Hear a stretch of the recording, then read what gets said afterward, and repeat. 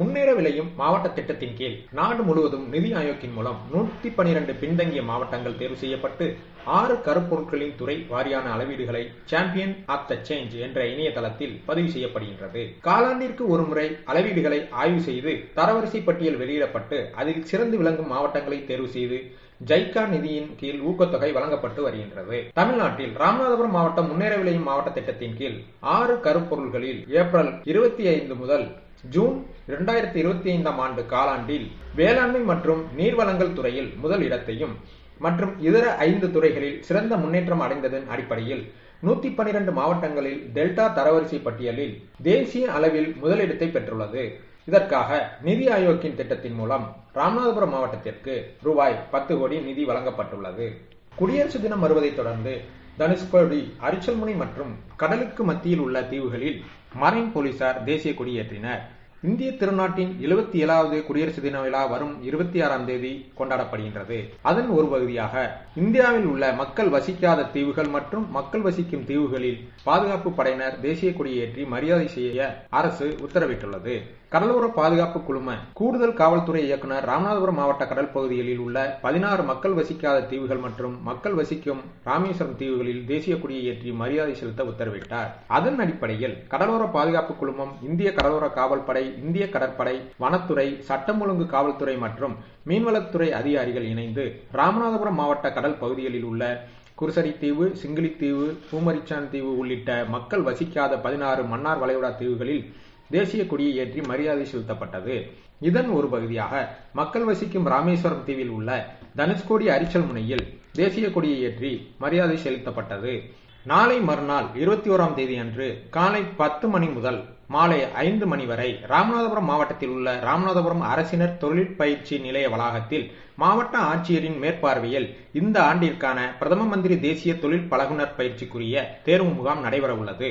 இதில் 5க்கும் மேற்பட்ட அரசு நிறுவனங்கள், தமிழ்நாடு அரசு போக்குவரத்து கழகம், தமிழ்நாடு அரசு மின்சார வாரியம், வலதூர் இயற்கை எரிவாயு மின் உற்பத்தி நிறுவனம், தமிழ்நாடு அரசு உப்பு உற்பத்தி கழகம் மற்றும் தமிழ்நாடு அரசு பணிமனை மற்றும் 50க்கும் மேற்பட்ட முன்னணி தனியார் நிறுவனங்கள் இம்முகாமில் நேரடியாக பயிற்சியாளர்களை தொழில் பழகுனர் பயிற்சிக்கு தேர்வு செய்ய உள்ளதால் இதில் ஐஐடியில் என்சிவிடி மற்றும் எஸ்சிவிடி படித்து முடித்தவர்கள் நேரடியாக கலந்து கொண்டு பயன்பெறுமாறு மாவட்ட ஆட்சித்தலைவர் சிம்ரன்ஜித் சிங் காலோன் தெரிவித்துள்ளார்.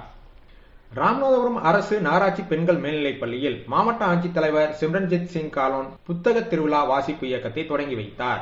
அப்போது அவர் பேசுகையில், மாணவர்கள் தினமும் அரை மணி நேரம் வாசிக்கும் பழக்கத்தை ஏற்படுத்த வேண்டும், பள்ளியில் படிக்கும் புத்தகங்களை தவிர பல்துறை புத்தகங்களை வாசிக்கும் பழக்கத்தை வளர்த்துக் கொள்ள வேண்டும் என்றும், உங்களின் வேலைவாய்ப்புக்கு செல்லும் பொழுது உதவிகரமாக இருக்கும் என்றும், வாசிப்பை வசப்படுத்த புத்தகங்களை நமது வீட்டில் வாங்கி வைத்துக் கொள்ள வேண்டும், அவ்வப்போது கிடைக்கும் நேரங்களில் வாசிப்பை மேம்படுத்த வேண்டும் என்றும் தெரிவித்தார்.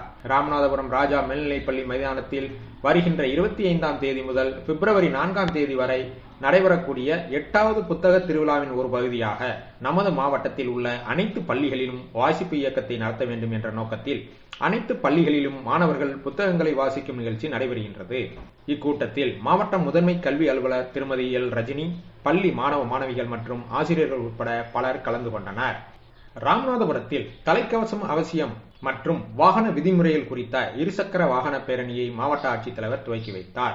தமிழ்நாடு அரசு போக்குவரத்து துறை சார்பில் வாகன ஓட்டிகளுக்கு பல்வேறு விதமான விழிப்புணர்வு பிரச்சாரங்கள் மேற்கொண்டு வருகின்றனர். இந்நிலையில் ராமநாதபுரம் வட்டார போக்குவரத்து துறை சார்பில் மாவட்ட ஆட்சியர் அலுவலக வளாக பகுதியில் சாலை பாதுகாப்பு விழிப்புணர்வு மற்றும் தலைக்கவசம் அவசியம் குறித்த இருசக்கர வாகன பேரணியை மாவட்ட ஆட்சித்தலைவர் சிம்ரன்ஜித் சிங் காலோன் கொடியசைத்து துவக்கி வைத்தார். இப்பேரணி மாவட்ட ஆட்சியர் அலுவலகத்தில் இருந்து துவங்கி பாரதி நகர், குமரையா கோயில், புதிய பேருந்து நிலையம் வரை சென்று மீண்டும் மாவட்ட ஆட்சியர் அலுவலகம் வந்தடைந்தது. அதன் பின்பு வாகன ஓட்டிகள் விழிப்புணர்வு கையேடுகளை வாகன ஓட்டிகளுக்கு வழங்கி மாவட்ட ஆட்சியர் விழிப்புணர்வு ஏற்படுத்தினார். வட்டார போக்குவரத்து அலுவலர் ஆனந்த், வட்டார ஆய்வாளர் தங்கராஜ் உள்ளிட்ட பலர் கலந்து கொண்டனர்.